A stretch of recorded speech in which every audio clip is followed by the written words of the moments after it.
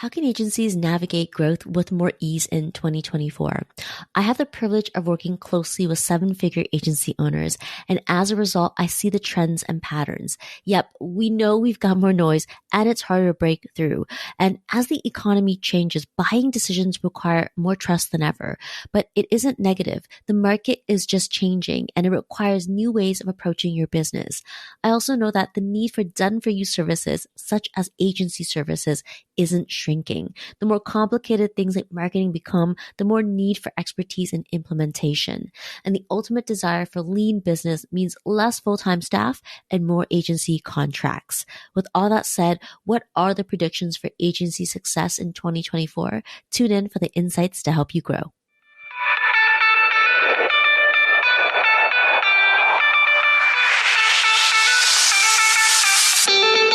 Welcome to the Small But Mighty Agency Podcast. If you're a marketer, a consultant, or a creative who's on the journey of growth from solopreneur to agency owner, follow along because I pull back the curtains on the realities of growing and running a scalable service-based business and building a lean team. I'm your host, Audrey Joy Kwan. I know what it takes to build an agency. Whether it's from solo to 3, 5, or 20, I've done it, including supporting an agency owner to sell and exit. I've coached and consulted over 120 marketers, creatives, and consultants, and I've been behind the scenes of seven-figure businesses. I also have a master's degree in communications, specializing in organizational developments. All this to say, I know what it takes to grow, lead, and operate a multiple 6- and 7-figure small but mighty agency. And here on this podcast is where we'll dive right in. Hey friends, welcome back. I love discussing predictions and the future, and my clients love it too. If you've taken the Clifton strengths, then you might be familiar with the strength called futuristic. I have it in my top 5, which means I have a strength in absorbing trends and patterns and analyzing the information. It's like making a hypothesis. The concept of hypothesis isn't new if you've done an undergraduate or a graduate degree. Now, making a hypothesis and backing it with findings is what I learned to do well in my graduate studies. But more than that, I've always enjoyed looking at trends and patterns to make decisions. Why? Well, it's like this analogy. Don't skate to where the puck has been, skate to where the puck is going. Have you heard of it before? In other words, you'll always have an advantage if you know where things are going. Again, certainty isn't guaranteed in any decision. However, making an informed hypothesis keeps us thriving. That's what I like to do every year, make informed hypothesis, also known as predictions for the year ahead. Being in a niche is a strategic advantage to making predictions. You can make better informed hypotheses because you have depth of information, and that depth can help you make better decisions. In episode 76, I shared additional strategic advantages of being in a niche. The episode was titled 5 Ways to Position Your Agency as First Choice. I'll link that in the show notes. Today, let's get into my predictions for the agency space in 2024. Agencies are my niche, and I get a bird's eye view of different agencies at one given time, which helps me see patterns, trends, and opportunities. The way I work with my clients, I help them skate to where the puck is going, not where it has been.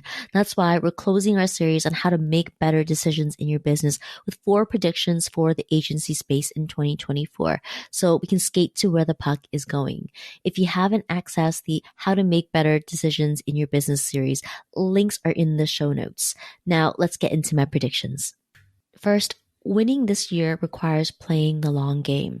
The whole world has come online to sell things. This isn't a new trend. It's been happening over the decade and multiplied incrementally over the pandemic.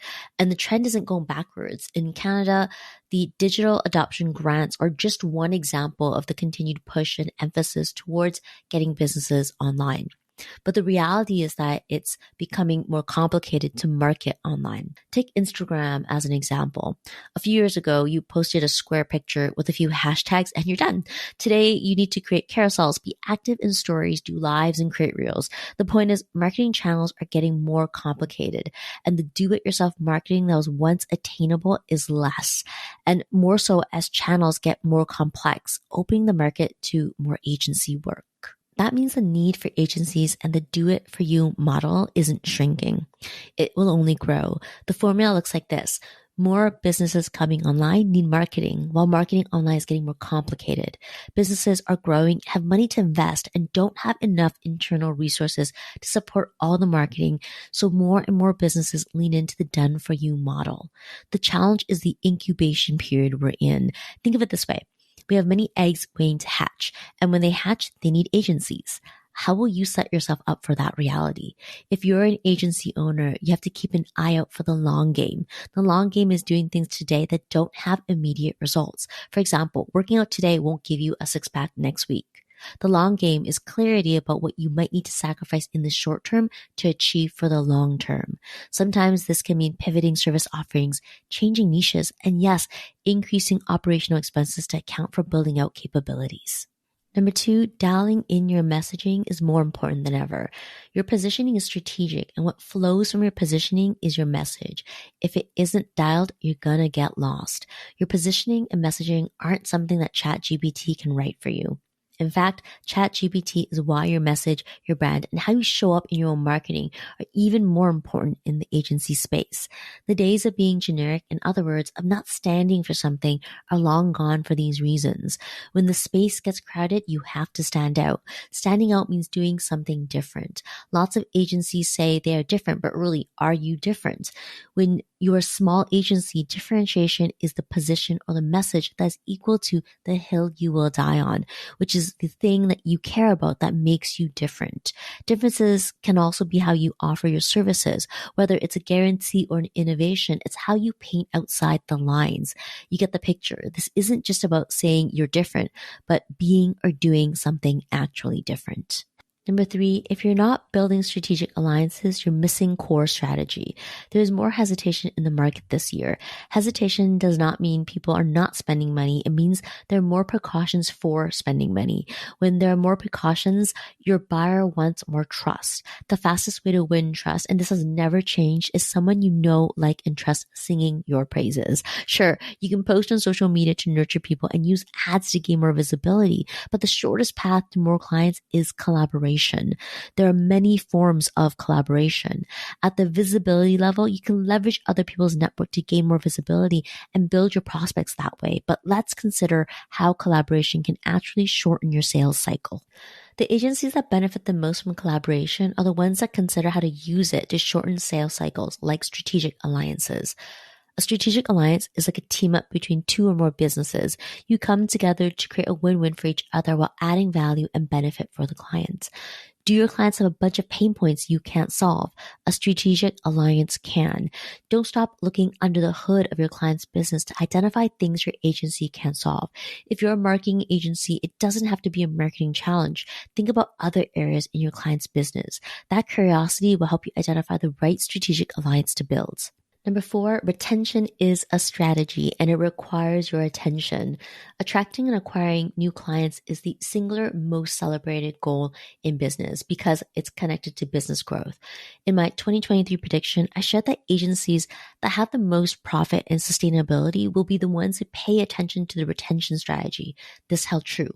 While customer attraction and acquisition get all the glory, retaining customers in an agency is how you sustain the bottom line.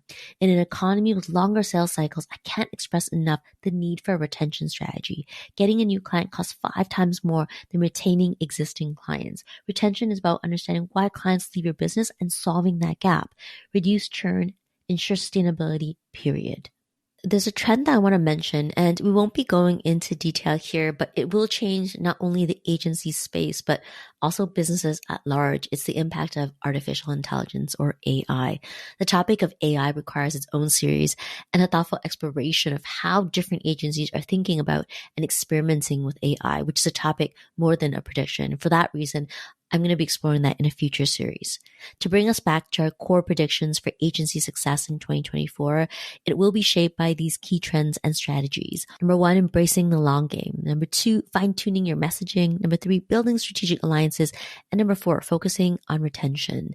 These are not just predictions, but actions for staying ahead in a dynamic marketplace. Being strategic is positioning yourself to compete and lead in a changing marketplace.